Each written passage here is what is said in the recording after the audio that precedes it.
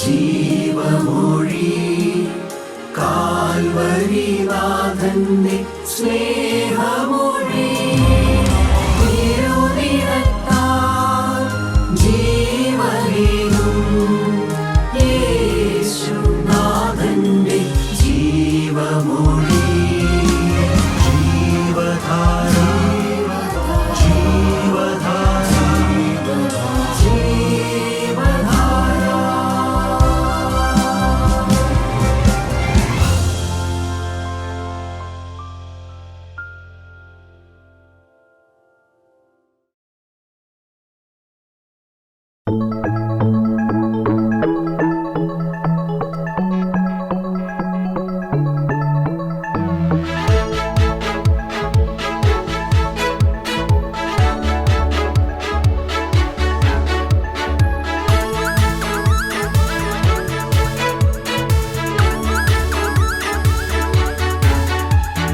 ദൈവം വലിയവൻ, എന്റെ ദൈവം വലിയവൻ.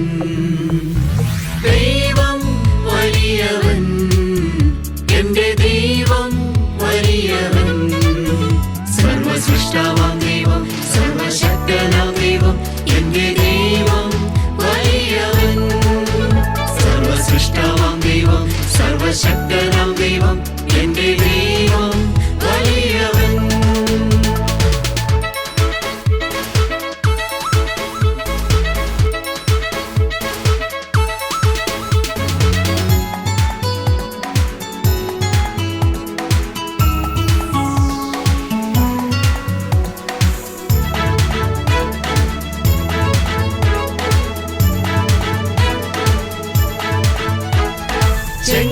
ചെങ്കടലായാലും കവിഞ്ഞൊഴുകും യോർദാനായാലും, ചെങ്കടലായാലും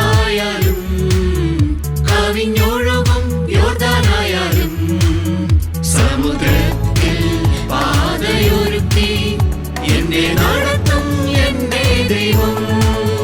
സമുദ്രത്തിൽ പാതയൊരുക്കി എന്നെ നടത്തും എന്റെ ദൈവം.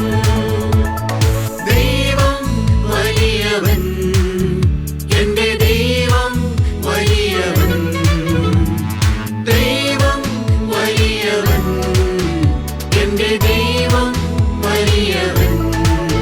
സർവസൃഷ്ടാവാം ദൈവം, സർവശക്തനാം ദൈവം, എന്റെ ദൈവം വലിയവൻ.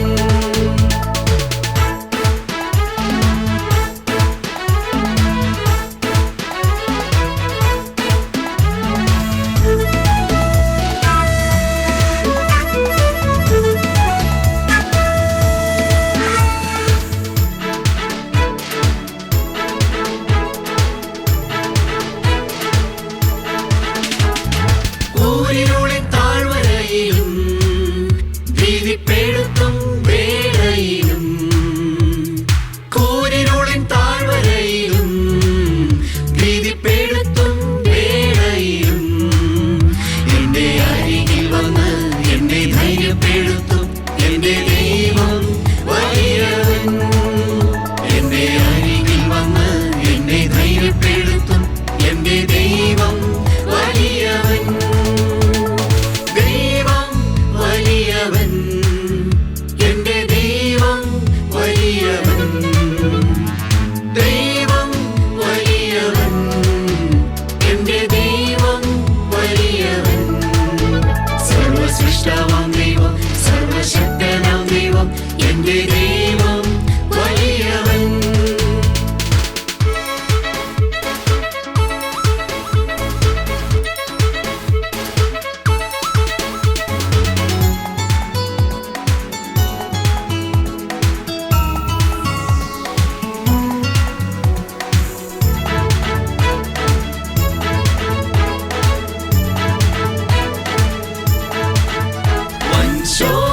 ശോധനയേറിയാലും ജീവിതം തകർന്നെന്നു തോന്നിയാലും, ശോധനയേറിയാലും ജീവിതം തകർന്നെന്നു തോന്നിയാലും, എന്റെ ജീവിതത്തിൽ നിന്നും ഇറങ്ങി വന്ന് എന്നെ വിടുവിക്കും എന്റെ ദൈവം. എന്റെ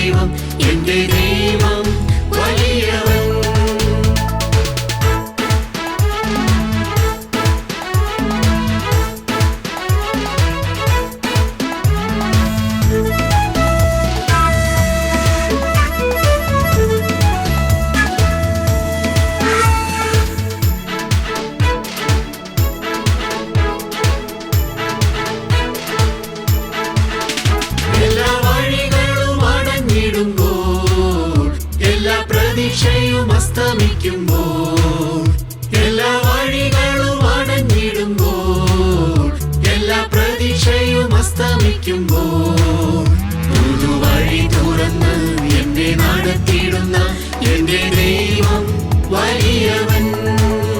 പുതുവഴി തുറന്ന് എന്നെ നടത്തിയിടുന്ന എന്റെ ദൈവം വലിയവൻ. ദൈവം വലിയവൻ, എന്റെ ദൈവം വലിയവൻ. ദൈവം വലിയവൻ, എന്റെ ദൈവം വലിയവൻ. സർവസൃഷ്ടാവാം ദൈവം, സർവശക്തനാം ദൈവം, എന്റെ ദൈവം വലിയവൻ. സർവസൃഷ്ടാവാം ദൈവം, സർവശക്തനാം ദൈവം, എന്റെ ദൈവം വലിയവൻ. ദൈവ തിരുനാമത്തിൻ്റെ മഹത്വം ഉണ്ടാകട്ടെ. ദൈവത്തിൻ്റെ സ്തോത്രം. കർത്താവായ യേശുക്രിസ്തുവിൻ്റെ പരിശുദ്ധമായ വചനം ധ്യാനിപ്പാൻ ഒരവസരം കൂടി കർത്താവ് നമുക്ക് തന്നിരിക്കുന്നു. ഈ ഭൂമിയിൽ ജീവിക്കുമ്പോൾ മാത്രമേ മനുഷ്യന് ദൈവത്തിൻ്റെ വചനം കേട്ട് ജീവിതത്തെ ക്രമപ്പെടുത്തുവാനും ആത്മാവിൽ ഒരുങ്ങുവാനും പാപത്തെ ഏറ്റുപറഞ്ഞ് ഉപേക്ഷിക്കുവാനും പാപത്തെ ഓർത്ത് അനുദപിക്കുവാനും അവസരമുള്ളൂ. തിരുവചനം നാം പഠിക്കുമ്പോൾ മരണത്തിനപ്പുറം മനുഷ്യന് അനുതാപമോ മാനസാന്തരമോ പാപത്തെ ഏറ്റുപറയുവാനോ ആത്മാവിൽ പുതുജീവൻ പ്രാപിക്കുവാനോ അവസരമുണ്ടെന്ന് രേഖപ്പെടുത്തി വച്ചിട്ടില്ല. കർത്താവായ യേശുക്രിസ്തു തന്നെ മരണത്തിനപ്പുറമുള്ള കാര്യങ്ങളെക്കുറിച്ച് വളരെ വ്യക്തമായിട്ട് സ്വർഗത്തിൽ നിന്ന് ഇറങ്ങി വന്ന് ആധികാരികമായി അതിനെക്കുറിച്ച് പറയുവാൻ കർത്താവിന് മാത്രമേ അധികാരമുള്ളൂ. കർത്താവ് വ്യക്തമായി ധനവാന്റെയും ലാസറിൻ്റെയും കാര്യത്തിലൂടെ വ്യക്തമായി മരണത്തിനപ്പുറമുള്ള കാര്യങ്ങളെക്കുറിച്ച് മനുഷ്യനെ ബോധ്യപ്പെടുത്തിയിട്ടുണ്ട്. വെളിപ്പാട് പുസ്തകം അവസാനത്തെ പുസ്തകമാണ്, 66-ാമത്തെ പുസ്തകം ബൈബിളിലെ. പുതിയ നിയമത്തിലെ ഏക പ്രവചന ഗ്രന്ഥവുമാണ് വെളിപ്പാട് പുസ്തകം. അപ്പോസ്തലനായ യോഹന്നാനെ പത്മോസ് ദ്വീപിലേക്ക് നാടുകടത്തപ്പെട്ടപ്പോൾ പത്മോസിൽ വെച്ച് ഒരു കർത്തൃ ദിവസത്തിൽ അപ്പോസ്തലൻ ആത്മദിവസത്തിൽ വരുവാനുള്ള കാലത്തെക്കുറിച്ച്, വരുവാനുള്ള കാലത്ത് ഈ ഭൂമിയിൽ മനുഷ്യനും ഭൂമിക്കും ആകാശത്തിനും വരുവാനുള്ള കാലത്ത് എന്തെല്ലാം സംഭവിക്കാൻ പോകുന്നുവെന്ന് ദൈവത്തിൻ്റെ പരിശുദ്ധാത്മാവ് സ്വർഗീയ ദർശനങ്ങളാൽ ഒരു ദൂതൻ അപ്പോസ്തലൻ്റെ അടുക്കൽ വന്ന് വെളിപ്പെടുത്തി കൊടുത്തു. പ്രിയപ്പെട്ടവരെ, ഒരു ഊഹമല്ല, പിന്നെയോ നാം ഇന്ന് ദൃശ്യമാധ്യമങ്ങളിലൂടെ കാണുന്നത് പോലെ അപ്പോസ്തലൻ ആത്മാവിൽ വ്യക്തമായി അതെല്ലാം വെളിപ്പെട്ട് കിട്ടിയതാണ്. വരുവാനുള്ള കാലത്തെക്കുറിച്ച്, പുതിയ നിയമത്തിൽ ഇപ്പോൾ സംഭവിക്കുന്ന കാര്യങ്ങളെക്കുറിച്ചാണ് അധികവും രേഖപ്പെടുത്തിയിരിക്കുന്നത്. എന്നാൽ വെളിപ്പാട് പുസ്തകം ഇനി വരാനുള്ള കാര്യങ്ങളെക്കുറിച്ച്, ഭാവിയെക്കുറിച്ച് തിരുവചനത്തിൽ രേഖപ്പെടുത്തിയിരിക്കുന്ന പുതിയ നിയമത്തിലെ ഏക പ്രവചന ഗ്രന്ഥമാണ്. അതിൻ്റെ ആദ്യ ഭാഗത്ത് നാം വായിക്കുന്നുണ്ട്, പ്രധാനമായും അപ്പോസ്തലന് 7 സഭകൾക്കുള്ള ദൂതാണ് ആദ്യമായി എഴുതുന്നത്. 7 സഭകൾക്ക് ദൂത് എഴുതുന്നു. അതെല്ലാം ആത്മാവ് അപ്പോൾ കൊടുത്ത കാര്യങ്ങളാണ് രേഖപ്പെടുത്തി വെച്ചിരിക്കുന്നത്. മനുഷ്യൻ്റെ കാഴ്ചപ്പാടനുസരിച്ചോ മാനുഷിക ദൃഷ്ടിക്കനുസരിച്ചോ രേഖപ്പെടുത്തി വെച്ചിരിക്കുന്നതല്ല. സ്വർഗത്തിലെ ദൈവം ഓരോ സഭകളെക്കുറിച്ചും ആ സഭയിലെ മക്കളെക്കുറിച്ചും എങ്ങനെയാണ് കാണുന്നതെന്ന് ദൈവത്തിൻ്റെ ആത്മാവ് ഉള്ളതുപോലെ അപ്പോസ്തലന് വെളിപ്പെടുത്തി കൊടുത്തിരിക്കുന്നതാണ് രേഖപ്പെടുത്തി വെച്ചിരിക്കുന്നത്. അതിൽ 5-ാമത്തെ സഭയാകുന്ന തർശീസ് സഭയ്ക്ക് എഴുതുന്ന ദൂതിനെ കുറിച്ചാണ് നാം ചില കാര്യങ്ങൾ ചിന്തിക്കാൻ തുടങ്ങുന്നത്. 3-ാം അധ്യായത്തിൻ്റെ 1-ാമത്തെ വാക്യം നാം വായിക്കുമ്പോൾ അവിടെ രേഖപ്പെടുത്തി വെച്ചിട്ടുണ്ട്, സർദീസിലെ സഭയുടെ ദൂതന് എഴുതുക എന്ന്. ഓരോ സഭയ്ക്കും എഴുതുന്ന ദൂതുകളാണ് 7 സഭയ്ക്ക് എഴുതിയ ദൂതുകൾ. അതിലൊന്നാണ് സർദീസിലെ സഭ. ഈ വെളിപ്പാട് പുസ്തകത്തിൽ പല ദൂതുകളിൽ നിന്ന് കാണുന്നുണ്ട് ഒരു വാക്ക് എങ്കിലും എന്ന്, ഒരു സാധ്യത. പ്രിയപ്പെട്ട വേദപുസ്തകത്തിൽ മറ്റു പല ഭാഗങ്ങളിലും ആ വാക്ക് രേഖപ്പെടുത്തിയിട്ടുണ്ട്. കർത്താവായ യേശുക്രിസ്തുവിൻ്റെ കുരിശുമരണത്തോടനുബന്ധിച്ച് യോഹന്നാന്റെ സുവിശേഷം 19-ാം അധ്യായത്തിൽ ആ വാക്ക് രേഖപ്പെടുത്തി വെച്ചിട്ടുണ്ട്. എങ്കിലും പടയാളികളിൽ ഒരുത്തൻ കുന്തം കൊണ്ട് അവൻ്റെ വിലാപ്പുറത്ത് കുത്തിയെന്ന്.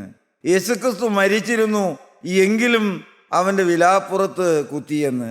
രാജാക്കന്മാരുടെ 2-ാമത്തെ പുസ്തകം 5-ാം അധ്യായത്തിൽ നാം വായിക്കുന്നുണ്ട് നയമാനെ കുറിച്ച്. നയമാൻ ഒരു പരാക്രമശാലിയാണ്, എങ്കിലും അവന് ഒരു കുഷ്ഠരോഗമുണ്ടായിരുന്നു, അവൻ കുഷ്ഠരോഗിയായിരുന്നു എന്ന്.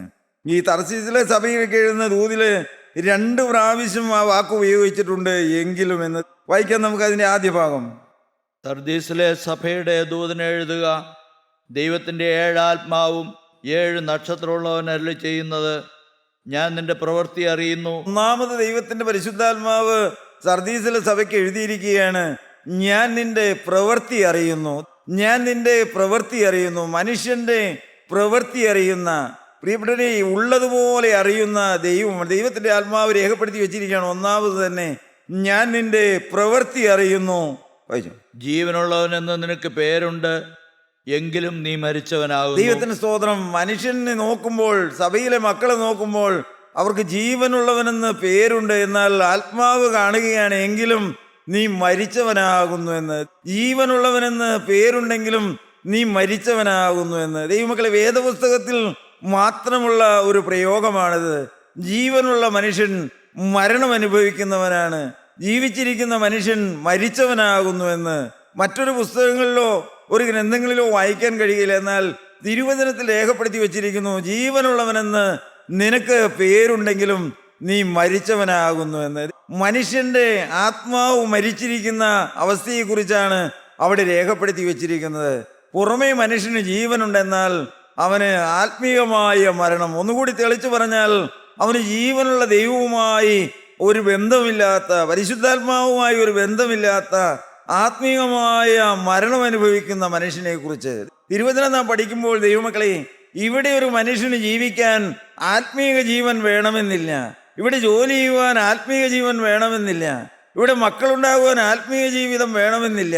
ആത്മാവിൽ മരിച്ചിരിക്കുന്ന മനുഷ്യനും ഈ ലോകത്തിലെ എല്ലാ കാര്യങ്ങളിലും വ്യാപൃതരായിരിക്കുവാനും ലോകത്തിലെ എല്ലാ കാര്യങ്ങളിലും ഇടപെടുവാനും, പ്രിയപ്പെട്ട സാധാരണ മനുഷ്യൻ ജീവിക്കുന്ന പോലെ ജീവിക്കുന്നതിന് യാതൊരു തടസ്സവുമില്ല.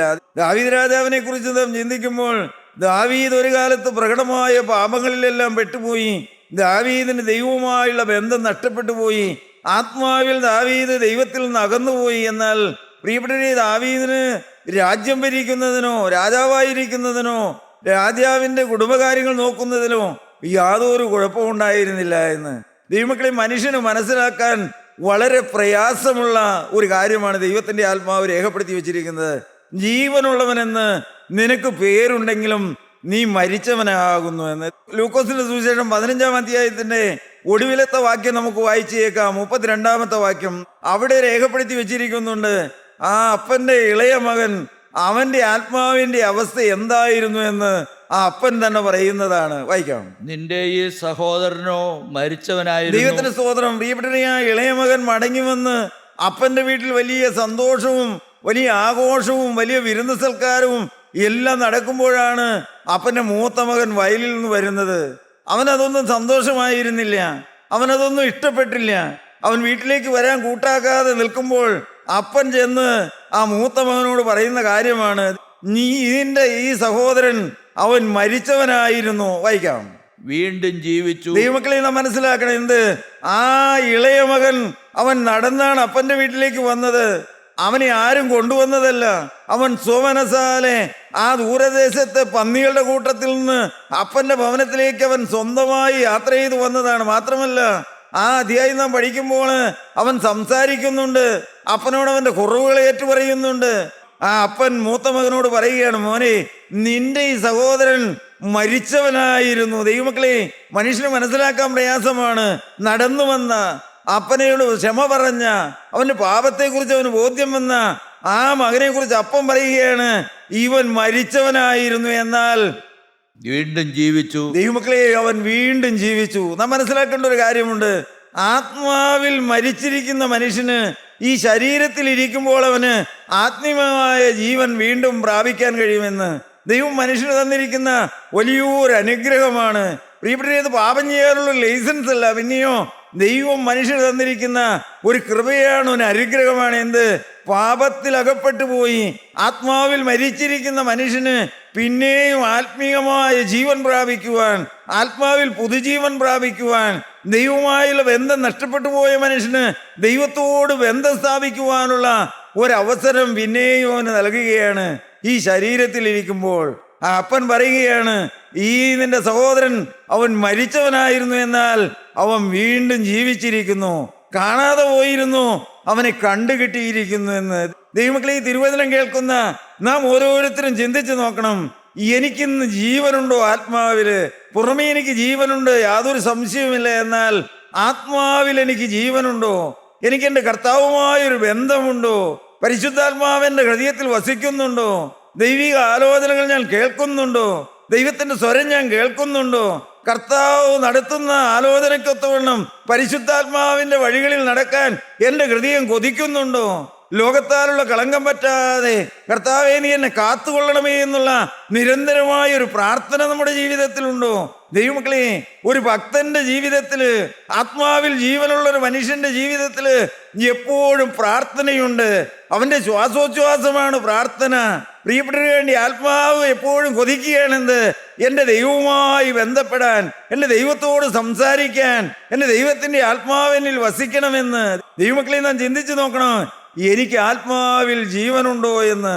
സർദീസിലെ സഭയുടെ ദൂതൻ എഴുതുമ്പോൾ ഒന്നാമത് പരിശുദ്ധാത്മാവ് പറയുകയാണ്, ജീവനുള്ളവനെന്ന് നിനക്ക് പേരുണ്ടെങ്കിലും നീ മരിച്ചവനാകുന്നു എന്ന്. നീ സഭയോട് ചേർന്നാണ് നിൽക്കുന്നത്, കൂട്ടായ്മയോട് ചേർന്നാണ് നിൽക്കുന്നത്, പല ആത്മീയ പ്രസ്ഥാനങ്ങളോടും ചേർന്നാണ് നിൽക്കുന്നത്. എന്നാൽ പരിശുദ്ധാത്മാവ് പറയുകയാണ്, സഹോദര, നിനക്ക് ജീവനുള്ളവനെന്ന് പേരുണ്ടെങ്കിലും, നിനക്ക് ആത്മീയനെന്ന് പേരുണ്ടെങ്കിലും നിന്റെ ആത്മാവ് മരിച്ചിരിക്കുകയാണെന്ന്. ജീവനുള്ളവനെന്ന് പേരുണ്ടെങ്കിലും നീ മരിച്ചവനാകുന്നു. ദൈവമക്കളെ, വളരെ ഗൗരവമായിട്ട് നാം ചിന്തിക്കേണ്ടതാണ്. എനിക്ക് ആത്മാവിൽ ജീവനുണ്ടോ എന്ന്, എൻ്റെ ആത്മാവ് മരിച്ചിരിക്കുകയാണോ എന്ന്, ഞാൻ ഇന്ന് കടന്നുപോയാൽ നിത്യനാശത്തിലേക്ക് പോകുമോ എന്ന്. ജീവനുള്ളവനെന്ന് നിനക്ക് പേരുണ്ട്, എങ്കിലും നീ മരിച്ചവനാകുന്നു. വായിക്കാൻ താഴട്ട്. ഉണർന്നുകൊള്ളുക, ചാവാറായ ശേഷിപ്പുകളെ ശക്തീകരിക്കുക. അങ്ങനെ ആത്മാവിൽ മരിച്ചിരിക്കുന്നതുകൊണ്ട് ദൈവനെ തള്ളിക്കളയുകയല്ല, പിന്നെയോ പരിശുദ്ധാത്മാവോട് രേഖപ്പെടുത്തി വെച്ചിരിക്കുകയാണ്, മകനെ നീ അവസ്ഥയിൽ നിന്ന് ഉണർന്നുകൊള്ളുക, നീ ഇനി എഴുന്നേറ്റുകൊള്ളുക. നീ പാപത്തിൽ മരിച്ച് പാപത്തിൽ ജീവിക്കാതെ പാപം വിട്ട് പിന്നെയും ആത്മാവിന്റെ പുതുക്കത്തിലേക്ക് കടന്നു വരിക. ദൈവത്തിന് സ്തോത്രം. പരിശുദ്ധാത്മാവ് പിന്നീട് നോക്കുമ്പോൾ കാണുകയാണ്, ചാവാറായ ഒരു കൂട്ടമുണ്ട് അവിടെ. മരിച്ചതും മരിച്ചിട്ടില്ല, എല്ലാം നഷ്ടപ്പെട്ടിട്ടില്ല. എന്നാൽ പരിശുദ്ധാത്മാവ് പറയുകയാണ്, ചാവാറായ ശേഷിപ്പുകളെ ശക്തീകരിക്കാം. വായിക്കാം. ഞാൻ നിന്റെ പ്രവൃത്തി എൻ്റെ ദൈവത്തിന്റെ സന്നിധിയിൽ പൂർണ്ണതയുള്ളതായി കണ്ടില്ല. പിന്നെയും അവരുടെ കുറവുകളാണ് പറയുന്നത്. ഞാൻ നിന്റെ പ്രവൃത്തി എൻ്റെ ദൈവത്തിന്റെ സന്നിധിയിൽ പൂർണ്ണതയുള്ളതായി കണ്ടില്ല. ദൈവമക്കളെ, നമ്മെ പരിശോധിക്കുന്ന, നമ്മുടെ ഹൃദയം അറിയുന്ന, നമ്മുടെ ജീവിത രഹസ്യങ്ങൾ അറിയുന്ന ദൈവത്തിന്റെ ആത്മാവ് നമ്മുടെ ജീവിതത്തിലേക്ക് നോക്കിയിട്ട് പറയുമോ, മകനേ, നിന്റെ ഹൃദയം എനിക്ക് പ്രസാദമുള്ളതാണെന്ന്, നിന്റെ പ്രവൃത്തികൾ എനിക്ക് പ്രസാദമുള്ളതാണെന്ന്, നിന്റെ ഇന്നത്തെ ആത്മീയ ജീവിതം കണ്ട് ഞാൻ സന്തോഷിക്കുകയാണെന്ന്.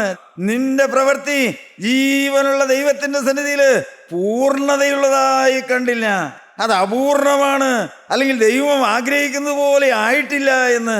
പ്രിയപ്പെട്ടവരെ, അവരുടെ കുറവുകൾ ഓരോന്ന് പറഞ്ഞു കൊടുക്കുകയാണ്. ഒന്ന്, ആത്മാവിൽ നീ മരിച്ചിരിക്കുകയാണ്. നിന്റെ പ്രവൃത്തി ഞാൻ അറിയുന്നുണ്ട്, നിന്റെ പ്രവൃത്തി ദൈവത്തിന്റെ സന്നിധിയിൽ പൂർണ്ണതയുള്ളതല്ല. ഒരു കൂട്ടം ആളുകൾ ചാവാറായി കിടക്കുകയാണ്, അവരെ ശക്തീകരിക്കുക. വായിക്കാം. ആകയാൽ നീ പ്രാപിക്കുകയും കേൾക്കുകയും ചെയ്തത് എങ്ങനെയെന്നോർത്ത് അത് കാത്തുകൊള്ളുകയും മാനസാന്തരപ്പെടുകയും ചെയ്യുക. നീ പ്രാപിക്കുകയും കേൾക്കുകയും ചെയ്തത് എങ്ങനെയെന്നോർത്ത് അത് കാത്തുകൊള്ളുകയും മാനസാന്തരപ്പെടുകയും ചെയ്യുക. ദൈവമക്കളെ, സർദീസിലെ സഭയിലെ ദൈവമക്കൾ മാനസാന്തരമുള്ളവരായിരുന്നു, അവർ ദൈവത്തോടു കൂടെ ജീവിച്ചവരായിരുന്നു. എന്നാൽ പരിശുദ്ധാത്മാവ് അവരുടെ കുറവൊക്കെ ചൂണ്ടിക്കാണിച്ചിട്ട് പറയുകയാണ്, മക്കളെ, നിങ്ങൾ മാനസാന്തരപ്പെട്ടുകൊള്ളുക. നിങ്ങൾ ഒരു കാലത്ത് എങ്ങനെ ദൈവകൃപ പ്രഭാവിച്ചു, എങ്ങനെയാണ് നടന്നതെന്ന് ഓർത്ത് നിങ്ങൾ ഇനിയും മാനസാന്തരപ്പെടുക എന്ന്. പ്രിയപ്പെട്ടവരെ, നമ്മുടെ കൂട്ടായ്മയിൽ കൂടെ കൂടെ നാം കേൾക്കാറുണ്ട്, മാനസാന്തരപ്പെട്ടവരുടെ മാനസാന്തരം എന്ന്. ദൈവമക്കളെ, എളിയവനും പറയട്ടെ, ഒരിക്കലായൊരു മാനസാന്തരം ലഭിച്ച അനേക ദൈവമക്കളിൽ നിന്ന് ഈ ഭൂമിയിൽ ജീവിക്കുന്നുണ്ട്. ദൈവത്തിന്റെ പരിശുദ്ധാത്മാവ് ഹൃദയത്തിലേക്ക് കടന്നുവന്ന് മാനസാന്തരത്തിന്റെ അനുഭവം ലഭിച്ചവര്. എന്നാൽ ദൈവമക്കളെ, ഞാൻ പറയും, ഈ ലോകത്തിൽ ജീവിക്കുമ്പോൾ, ദൈനംദിന ജീവിതത്തില് ഈ ലോകത്തോടുകൂടെ ചേർന്ന് നിൽക്കുമ്പോൾ അനേകരുടെ മാനസാന്തരം കുറഞ്ഞു പോകുകയാണ്, അനേകരുടെ മാനസാന്തരം നഷ്ടപ്പെട്ടുകൊണ്ടിരിക്കുകയാണ്. അനേകരുടെ മാനസാന്തരം നഷ്ടപ്പെട്ടിരിക്കുകയാണ്.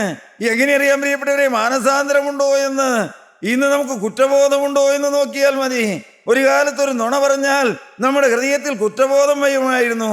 ഭാര്യയോടൊന്ന് ദേഷ്യപ്പെട്ടാൽ നമ്മുടെ ഹൃദയത്തിൽ കുറ്റബോധം വരുമായിരുന്നു. ആരോടെങ്കിലും ഈർഷ്യ നമ്മുടെ ഹൃദയത്തിലുണ്ടെങ്കിൽ നമുക്ക് എന്തോ ഒരു പോരായികയുണ്ടെന്ന് തോന്നുമായിരുന്നു. എൻ്റെ പ്രിയപ്പെട്ടവരെ, ഇന്ന് ചിന്തിച്ചു നോക്കി, ഇന്ന് കുറ്റബോധമുണ്ടോ?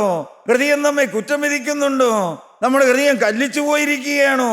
ഇന്ന് അനേകരുടെ ആത്മീയ ജീവിതം മുരടിച്ചു പോയി, മാനസാന്തരം നഷ്ടപ്പെട്ടു പോയി. അവരോ തൊട്ട് അറിയുന്നുമില്ല.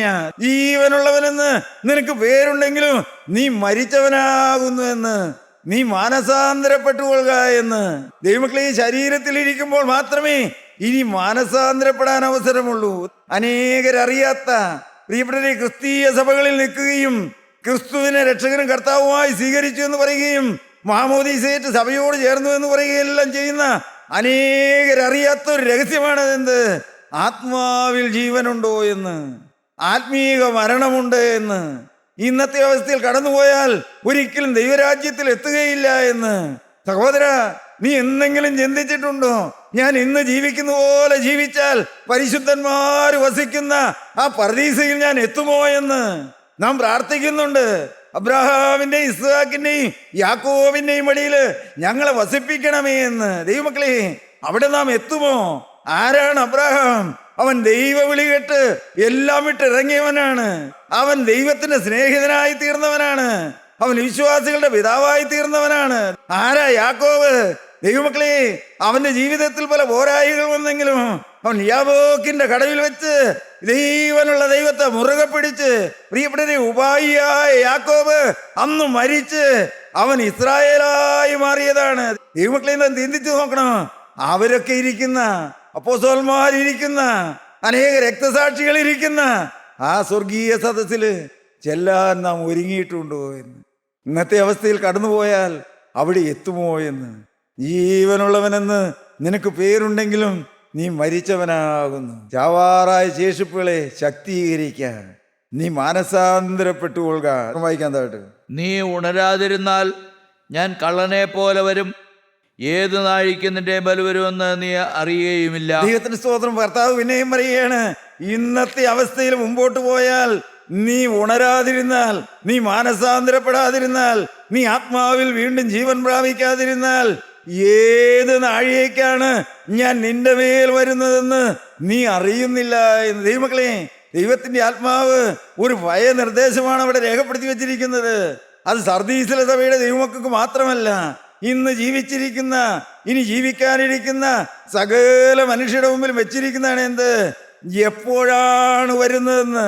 കർത്താവ് വരുന്ന എപ്പോഴാണെന്ന് അറിയുന്നില്ല എന്ന്. ദൈവമക്കളെ, ഞാൻ എപ്പോൾ നിന്റെ മേൽ വരുമെന്ന് അറിയുന്നില്ല. എന്താണ് സൂചിപ്പിക്കുന്നത്? മനുഷ്യന്റെ ഈ കർത്താവിന്റെ വരവിന്റെ ആകസ്മികതയാണ്. പ്രിയപ്പെട്ടവരെ, ഒരു മനുഷ്യനും അറിഞ്ഞുകൂടാ. തിരുവചനം പറയും, സ്വർഗത്തിലെ ദൂതന്മാർക്കോ യേശുക്രിസ്തുവിന് പോലും അറിഞ്ഞുകൂടാ എന്നാണ് വരുന്നതെന്ന്. പിതാവായ ദൈവം മാത്രം അറിയുന്ന ഒരു രഹസ്യമാണത്. ദൈവമക്കളെ, എന്നാൽ ഓർത്തുകൊള്ളണം.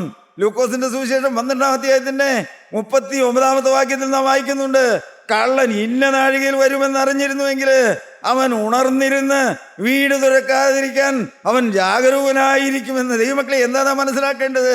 അതുപോലെയാണ് ഏത്? കള്ളൻ വരുന്നത് പോലെയാണ്, ഗർഭിണിക്ക് പ്രസവവേദന വരുന്നത് പോലെയാണ് യേശുക്രിസ്തു വരുന്നതെന്ന്. ദൈവമക്കളെ, നൊടിയിട കൊണ്ട് വിശുദ്ധന്മാർ രൂപാന്തരപ്പെടുന്ന, കാഹളനാദം കേൾക്കുമ്പോൾ മരിച്ചവർ ഉയർത്തെഴുന്നേൽക്കുന്ന ഒരു അത്ഭുത നിമിഷമുണ്ട് എന്ന്. പ്രിയപ്പെട്ടവരെ, അത് നൊടിനീട നേരമാണ്. കർത്താവ് പറയുകയാണ്, നീ ഉണരാതിരുന്നാൽ, നീ മാനസാന്തരപ്പെടാതിരുന്നാൽ, നീ ശക്തി പ്രാപിക്കാതിരുന്നാൽ ഞാൻ കള്ളനെ പോലെ നിന്റെ മേൽ വരും. ആ നാഴിക എപ്പോഴും അറിയുന്നില്ല. ദൈവമക്കളെ, തിരുവചനം നമ്മെ പഠിപ്പിക്കുന്നുണ്ട്, നാളും നാഴികയും അറിയാകിയാൽ ഉണർന്നിരിക്കുക, ഒരുങ്ങിയിരിക്കുക, കാത്തിരിക്കുക. പ്രിയപ്പെട്ടവരെ, നാം ചിന്തിച്ച് നോക്കണം. കർത്താവ് ഇന്ന് രാത്രി വന്നാൽ ഞാൻ പറക്കുമോ? കർത്താവ് ഇന്ന് രാത്രി വന്നാൽ ആ കാഹളനാദം ഞാൻ കേൾക്കുമോ? ഞാൻ ഒരുപക്ഷെ മണ്ണിനടിയിലോ ആയിരിക്കാം, അല്ല ഭൂമിക്ക് മുകളിലായിരിക്കാം. ദൈവമക്കളെ, എവിടെയും ആയിക്കോട്ടെ, യേശുക്രിസ്തുവിൻ്റെ ആത്മാവ് നമുക്കുണ്ടെങ്കിൽ, യേശുക്രിസ്തുവിനെ മരിച്ചവരിൽ നിന്ന് ഉയർപ്പിച്ച ആ ആത്മാവ് നമ്മിൽ വസിക്കുന്നുവെങ്കിൽ, യേശുക്രിസ്തുവിനെ മരണത്തിൽ നിന്ന് ഉയർപ്പിച്ച ആ പരിശുദ്ധാത്മാവ് നമ്മിൽ വസിക്കുന്നുവെങ്കിൽ, ദൈവമക്കളെ, കർത്താവായ യേശുക്രിസ്തുവിൻ്റെ വരവിൽ നമ്മുടെ കല്ലറകൾ തുറക്കും. നാം ഒരുപക്ഷെ പൊടിയായി തീർന്നു പോയിരിക്കാം. എന്നാൽ അന്ന് ദൈവമക്കളെ നാം ഉയർത്തെഴുന്നേൽക്കും. യേശുക്രിസ്തുവിനോടുകൂടെ നാം മധ്യാകാശത്തിൽ എടുക്കപ്പെടും. നിങ്ങൾ വിശ്വസിക്കുന്നുണ്ടോ ഇതൊക്കെ? നിങ്ങൾ ഇതിനെക്കുറിച്ച് കരുതലുള്ളവരാണോ? നിങ്ങൾ ഇതിനു വേണ്ടി കാത്തിരിക്കുന്നവരാണോ? യേശുക്രിസ്തു വരാറായി. പ്രിയപ്പെട്ടവരെ, യേശുക്രിസ്തു വരും. എൻ്റെ കർത്താവ് പറഞ്ഞിട്ടാണ് പോയിരിക്കുന്നത്, അവൻ പോയതുപോലെ ഇനിയും വരുമെന്ന്. ഈ മക്കളെ, ഒന്നാമത് കർത്താവ് വന്നു പാപിക്ക് വേണ്ടി ഒരു നീചനെ പോലെ കാൽവറിയിൽ മരിക്കാൻ. എന്നാൽ ദൈവമക്കളെ, ഇനി എൻ്റെ കർത്താവ് വരും രാജാതിരാജനായി. യേശുക്രിസ്തുവിൻ്റെ രക്തം കൊണ്ട് വീണ്ടെടുക്കപ്പെട്ട ദൈവമക്കളെ സ്വീകരിക്കാൻ അരുമ മണവാളനായി യേശുക്രിസ്തുവിന് എഴുന്നള്ളി വരും. ദൈവമക്കളെ, ഞാൻ നിസ്സാരനായി ഞാൻ പറയട്ടെ, ഇതൊക്കെ വിശ്വസിപ്പാനും ദൈവമക്കളെ ഇതിനു വേണ്ടി നോക്കി പാർത്തിരിക്കുവാനും കർത്താവ് നമുക്ക് ഭാഗ്യം തന്നിരിക്കുന്നു. ഞാൻ തിരുവചനത്തിൽ ചിലപ്പോഴൊക്കെ വായിക്കാറുണ്ട്, നിങ്ങൾ മാനസാന്തരപ്പെട്ട് സുവിശേഷത്തിൽ വിശ്വസിപ്പീനെന്ന്. ഞാൻ പറയും ദൈവമക്കളെ, മാനസാന്തരത്തിൻ്റെ ആത്മാവ് വസിക്കുന്നവന് മാത്രമേ സുവിശേഷം വിശ്വസിക്കാൻ കഴിയുകയുള്ളൂ. സുവിശേഷം സത്യമാണെന്ന് ചിലപ്പോൾ പറയാം, യേശുക്രിസ്തുവിനെ കുറിച്ചൊക്കെ പഠിപ്പിക്കുക. എന്നാൽ ദൈവമക്കളെ, യേശുക്രിസ്തു എൻ്റെ പാപങ്ങൾക്ക് വേണ്ടി മരിച്ചു എന്നും യേശുക്രിസ്തുവിൻ്റെ രക്തം കൊണ്ട് എൻ്റെ സകല പാപവും കഴുകിയെന്നും എൻ്റെ കർത്താവ് എന്നെ ചേർപ്പാൻ ഇനിയും വരുമെന്നെല്ലാം നമുക്ക് ഹൃദയം കൊണ്ട് വിശ്വസിക്കാൻ കഴിയണമെങ്കിൽ നമുക്കൊരു മാനസാന്തരം വേണം. ദൈവമക്കളെ, മാനസാന്തരമുള്ള ഹൃദയം. എൻ്റെ ദൈവത്തിൻ്റെ സ്തോത്രം. താഴ്ത്തു വായിക്കാം. എങ്കിലും ഉടുപ്പുമല്ലമാകാത്ത കുറേ പേർ സർദീസിൽ നിനക്കുണ്ട്. ദൈവത്തിന് സ്തോത്രം. ഇവിടെ ഒരു രണ്ടാമത്തെ പ്രാവശ്യമാണ് എങ്കിലും എന്ന വാക്ക് അവിടെ ഉപയോഗിച്ചിരിക്കുന്നത്. ഇങ്ങനെയെല്ലാമാണ് സർദീസിലെ സഭയുടെ കാര്യങ്ങളെങ്കിലും പരിശുദ്ധാത്മാവ് പറയണം, എങ്കിലും ഉടുപ്പ് മലിനമാകാത്ത കുറേ പേർ സർദീസിലുണ്ട് എന്ന്. ദൈവത്തിൻ്റെ സ്തോത്രം. ദൈവമക്കളെ, ഈ നിസ്സാരനായ ഞാൻ ഇടയ്ക്കൊക്കെ പ്രാർത്ഥിക്കാറുണ്ട്, കർത്താവേ, ആ ഉടുപ്പ് മലിനമാകാത്തവരുടെ കൂട്ടത്തിൽ എന്നെ ആക്കണമേ എന്ന്. പ്രിയപ്പെട്ടവരെ, അവർ ആ കുറവുള്ള സഭയിൽ തന്നെയാണ്. അനേകർ പാപത്തിലേക്ക് പോയി. ദൈവമക്കളെ, ഞാൻ നിങ്ങളോട് പറയട്ടെ, ഇന്ന് ലോകം വഷളായിപ്പോയി. തലമുറകൾ പാപത്തിലേക്ക് പോയി. പാപം പെരുകി വരുന്നു. കൊള്ളിവെപ്പും കൊലപാതകങ്ങളും ഭവനവേദനങ്ങളും പ്രിയപ്പെട്ടവരെ എല്ലാം പെരുകി വരുന്നു, സത്യമാണ്. എന്നാൽ ഞാൻ എൻ്റെ കർത്താവിൻ്റെ കൃപയിൽ ചാരി നിന്നുകൊണ്ട് പറയട്ടെ, ഈ ദുഷ്ടലോകത്തിൻ്റെ നടുവിൽ കുഞ്ഞാടിൻ്റെ രക്തം കൊണ്ട് വീണ്ടെടുത്ത ഒരു ന്യൂനപക്ഷമുണ്ട്. പ്രിയപ്പെട്ടവരെ, അവർ ഈ ലോകത്ത് തന്നെയാണ് ജീവിക്കുന്നത്. അവർ ഈ വഷളത്വത്തിൻ്റെ നടുവിൽ തന്നെയാണ് ജീവിക്കുന്നത്. ഉടുപ്പ് മലിനമാകാത്ത കുറേ പേർ സർദീസിൽ നിനക്കുണ്ട്. ഈ തിരുവചനം കേട്ടുകൊണ്ടിരിക്കുന്ന ദൈവമക്കളെ, നിങ്ങളൊന്ന് പ്രാർത്ഥിച്ച്, നിങ്ങൾ ആ കുരിശിലേക്കൊന്ന് നോക്കി പറഞ്ഞേ, കർത്താവേ, എനിക്ക് യോഗ്യതയൊന്നുമില്ലെങ്കിലും എൻ്റെ കഴിഞ്ഞ കാലങ്ങളൊന്നും നല്ലതല്ലെങ്കിലും അപ്പാ, ആ തിരുരക്തം കൊണ്ട് വീണ്ടെടുക്കപ്പെട്ടവരുടെ, ഉടുപ്പ് മലിനമാകാത്തവരുടെ, ആ വെള്ള നിലയെങ്കി ധരിച്ചിരിക്കുന്നവരുടെ ആ കൂട്ടത്തിൽ എന്നെ ഒന്നാക്കണമേ എന്ന്. ദൈവമക്കളെ, എങ്കിലും ഉടുപ്പ് മലിനമാകാത്ത കുറേ പേർ സർദീസിൽ നിനക്കുണ്ട്. ദൈവത്തിൻ്റെ സ്തോത്രം.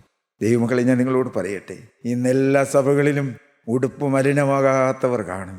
ദൈവമക്കളെ, ശരിയായ ലക്ഷ്യബോധത്തോടെ നടത്തുന്ന എല്ലാ കൂട്ടായ്മകളിലും ഉടുപ്പ് മലിനമാകാത്തവരുണ്ട്. പ്രിയപ്പെട്ടവരെ, അവരൊന്നും നല്ലവരായിരുന്നത് കൊണ്ടല്ല, അവരുടെ കഴിഞ്ഞ കാലമെല്ലാം മേന്മയുള്ളതായതുകൊണ്ടല്ല, പിന്നെയോ അവരുടെ ആയുസിൻ്റെ മധ്യത്തിലോ എപ്പോഴോ അവർ യേശുക്രിസ്തുവിനെ കണ്ടുമുട്ടി. കുഞ്ഞാടിൻ്റെ രക്തം കൊണ്ട് കഴുകൽ പ്രാപിക്കാനുള്ള ഭാഗ്യം കിട്ടി. എങ്കിലും ഉടുപ്പ് മലിനമാകാത്ത കുറേ പേർ സർദീസിൽ നിനക്കുണ്ട്. ദൈവമക്കളെ, നിരന്തരം പ്രാർത്ഥിക്കണം, കർത്താവേ, ഈ ഭൂമിയിൽ ജീവിക്കുന്ന ന്യൂനപക്ഷമായ ആ വിശുദ്ധന്മാരുടെ നിരയിൽ എന്നെ ആക്കണമേ എന്ന്. ദൈവമക്കളെ, ഞാൻ പറയട്ടെ, ഈ ഭൂമിയിൽ വിശുദ്ധനാകാൻ കഴിയുമോ എന്ന് നിങ്ങൾ അനേകർ ചിന്തിക്കുന്നുണ്ട്. നിങ്ങളാരും സംശയിക്കേണ്ട പ്രിയപ്പെട്ടവരെ. യേശുക്രിസ്തുവിൻ്റെ രക്തം കൊണ്ട് കഴുകൽ പ്രാപിച്ചാൽ മകനേ, നീ വിശുദ്ധനാണ്. യേശുക്രിസ്തുവിൻ്റെ രക്തം കൊണ്ട് നിന്റെ കഴിഞ്ഞ കാലങ്ങളെല്ലാം കഴുകി കിട്ടിയാൽ നീ വിശുദ്ധന്മാരുടെ നിരയിലാ സഹോദര. കരപറ്റാതെ നിന്നെ തന്നെ കാത്തുകൊള്ളണം. നിന്റെ വസ്ത്രം മുഷിഞ്ഞു പോകാതെ കാത്തുകൊള്ളണം. ദൈവമക്കളെ, മനുഷ്യനെ എപ്പോഴും ആ കുറ്റം ചുമത്തുന്ന ഒരു അപവാദിയുണ്ട്, പിശാച്. ദൈവമക്കളെ, സക്കറിയാ പ്രവാചകന്റെ പുസ്തകം 3-ാം അധ്യായത്തിന്റെ ആദ്യ ഭാഗം നാം വായിക്കുമ്പോൾ അവിടെ കാണുന്നുണ്ട്, യഹോസാദാക്കിന്റെ മകനായ യോശുവ ദൈവസന്നിധിയിൽ മുഷിഞ്ഞ വസ്ത്രവുമായി ചെന്ന് നിന്നുവെന്ന്. ദൈവമക്കളെ, സാത്താൻ അവനെ കുറ്റം ചുമത്തിയെന്ന്. ദൈവമക്കളെ, ഞാൻ നിങ്ങളോട് പറയട്ടെ, ഈ മുഷിഞ്ഞ വസ്ത്രം ധരിക്കുക, അല്ലെങ്കിൽ നമ്മുടെ വസ്ത്രം മുഷിഞ്ഞു പോയി എന്നുള്ളത് അതൊരു അപരാധമാണ്, അത് വലിയൊരു പാതകമാണെന്ന് ബൈബിളിൻ്റെ മറ്റൊരു വേർഷനിൽ ഞാൻ വായിച്ചു, മുഷിഞ്ഞ വസ്ത്രം ധരിക്കുന്നത് അപരാധമാണ്. ദൈവമക്കളെ നാം മനസ്സിലാക്കണം, ഈ വസ്ത്രമേതാ? ഈ പുറമേ നാം ധരിച്ചിരിക്കുന്ന വെള്ളവസ്ത്രമോ കളറുള്ള വസ്ത്രമോ ഒന്നുമല്ല ദൈവമക്കളെ. കുഞ്ഞാടിൻ്റെ രക്തത്തില് അലക്കി കിട്ടിയ ആ ശുഭ്രവസ്ത്രധാരയാളായവരെ. ദൈവത്തിന്റെ സ്തോത്രം. യെശയ്യാ-പ്രവാചകന്റെ പുസ്തകം 59 അധ്യായത്തിന്റെ ആദ്യവാദം രേഖപ്പെടുത്തിയിട്ടുണ്ട്, കടിഞ്ചുവപ്പായിരിക്കുന്ന പാപങ്ങള് ഹിമം പോലെ വെളുക്കുമെന്ന്. നമ്മുടെ പാപങ്ങൾ എത്ര കടിഞ്ചുവപ്പാണെങ്കിലും, എത്ര ഘോരത്വമുള്ളതാണെങ്കിലും, പ്രിയപ്പെട്ടവരെ എത്ര കഠോരമായതാണെങ്കിലും, എൻ്റെ യേശുവിൻ്റെ വചനം പറയുന്നു, മോനെ അതെല്ലാം ഹിമം പോലെ പഞ്ഞി പോലെ നിനക്ക് വെളുപ്പിച്ചു തരാമെന്ന്. ദൈവമക്കളെ ഞാൻ നിങ്ങളോട് പറയട്ടെ, ഒരിക്കലായി കഴുകി കിട്ടിയ ഈ ജീവിത വസ്ത്രത്തില് പിന്നെ കറപറ്റാതെ നാം കാക്കണം. നാം സൂക്ഷ്മതയുള്ളവരായി ജീവിക്കണം. തെറ്റ് പറ്റരുതെന്നുള്ള നിഷ്ഠ നമുക്ക് വേണം. ഇഷ്ടം പോലെ ജീവിക്കാൻ പറ്റില്ല പ്രിയപ്പെട്ടവരെ. മറ്റുള്ളവർ ജീവിക്കുന്ന പോലെ ഒന്നും ജീവിക്കാൻ പറ്റുകയില്ല. മകനെ, നീ ലോകത്തിൽ നിന്ന് വിളിച്ച് വേർതിരിക്കപ്പെട്ടവനാണ്.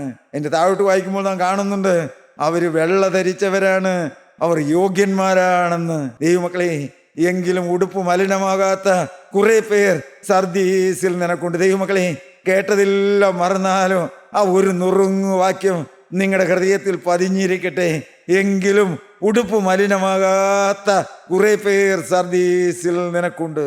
നമ്മുടെ കണ്ണുകളെ നമുക്ക് അടയ്ക്കാം, കുരിശിലേക്ക് നമുക്ക് നോക്കാം. കർത്താവേ, ഈ തിരുവചനത്തിന്റെ കീഴിലിരിക്കുമ്പോൾ എൻ്റെ ജീവിത വസ്ത്രം കഴുകി തരണമേ, എൻ്റെ കുറവുകളെ ക്ഷമിച്ചു തരണമേ, എൻ്റെ കഴിഞ്ഞ കാലങ്ങളെ മായ്ച്ചു കളയണമേ. കർത്താവേ, നിന്റെ തിരുരക്തത്തിന്റെ അങ്കി ഇപ്പോൾ എന്നെ പുതപ്പിക്കണമേ. അപ്പാ, മധ്യാകാശത്തില് നീ എഴുന്നേറ്റ് വരുമ്പോൾ നിന്നെ എതിരേൽക്കുവാനുള്ള ആ മൂടുപടം എനിക്ക് തരണമേ. കുഞ്ഞാടിന്റെ രക്തത്തിൽ മുക്കിയ അങ്കി എനിക്ക് തരണമേ. ദൈവമക്കളെ, നമുക്ക് പ്രാർത്ഥിക്കാം. ദൈവത്തിരുനാമം മഹത്വപ്പെടുമാറാകട്ടെ.